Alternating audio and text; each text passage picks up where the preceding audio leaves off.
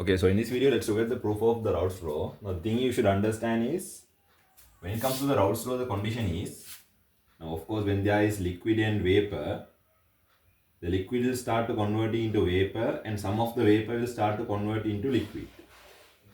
Now, when it comes to the Raoult's law condition, the liquid-vapor equilibrium is going to exist.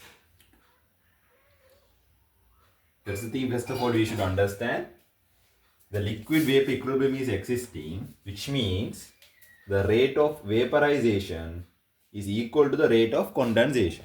So let me just write it. Rate of vaporization is equal to rate of condensation.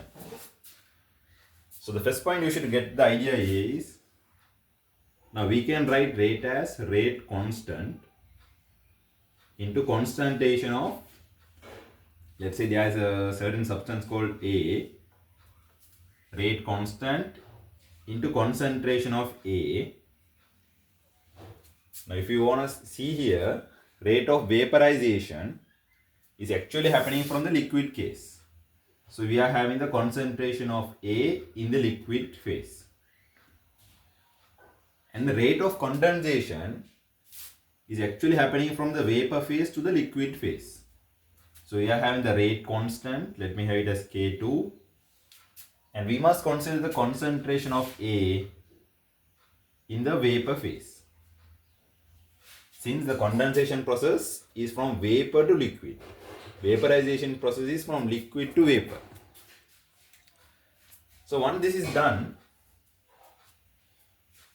we should also get some idea about, okay, we are having the concentration part. Now generally when it comes to the Raoult's law, we are having pressure.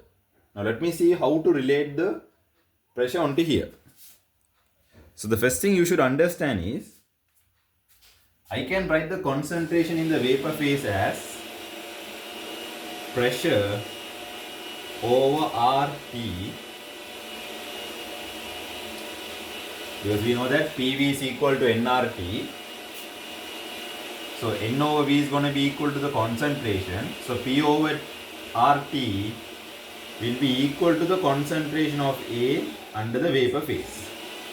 So the first thing you are going to get from here is, when I substitute onto here constant into concentration of A in the liquid phase, which is equal to rate constant into P over RT. Now you can see here that we are having a constant, and this used to take place at a constant temperature. These are the assumptions.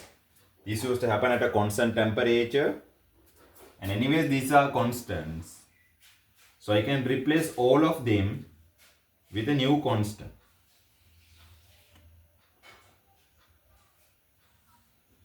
Into P. And now you can see that, how can I replace the concentration of A in the liquid phase? Because we can't write P over RT because this is only valid for vapor. Now you know that concentration is equal to moles divided by volume. So when it is happening at a fixed volume, the concentration is directly proportional to the number of moles. Okay, so we should understand, we can say that concentration is also directly proportional to the mole fraction of A.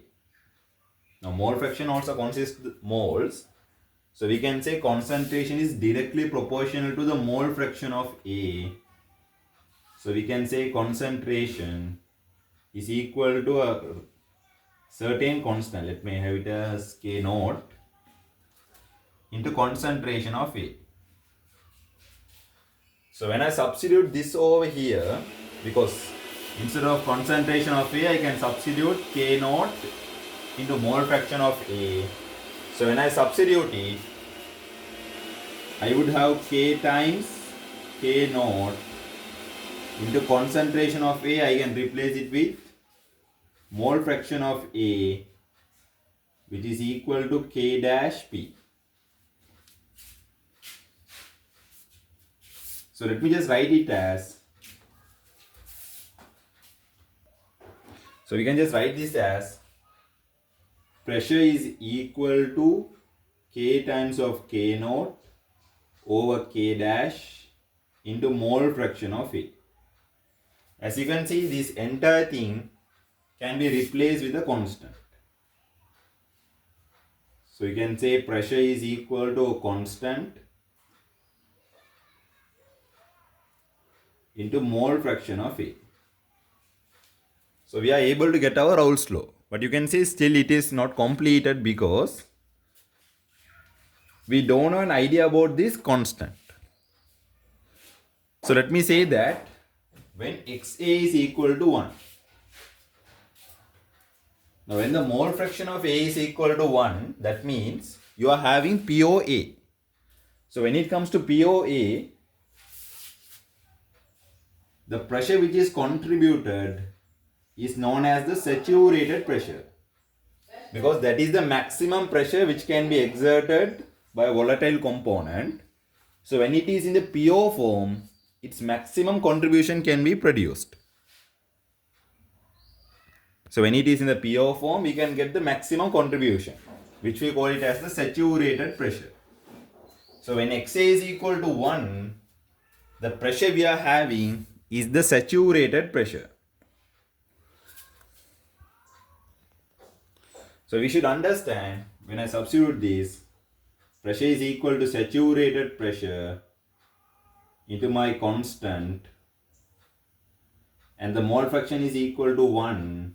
So we can get an answer for the rate, not a rate constant, we can get an answer for the constant. So when I substitute over here, pressure is equal to saturated pressure times the mole fraction of A, which will eventually get you the Raoult's law.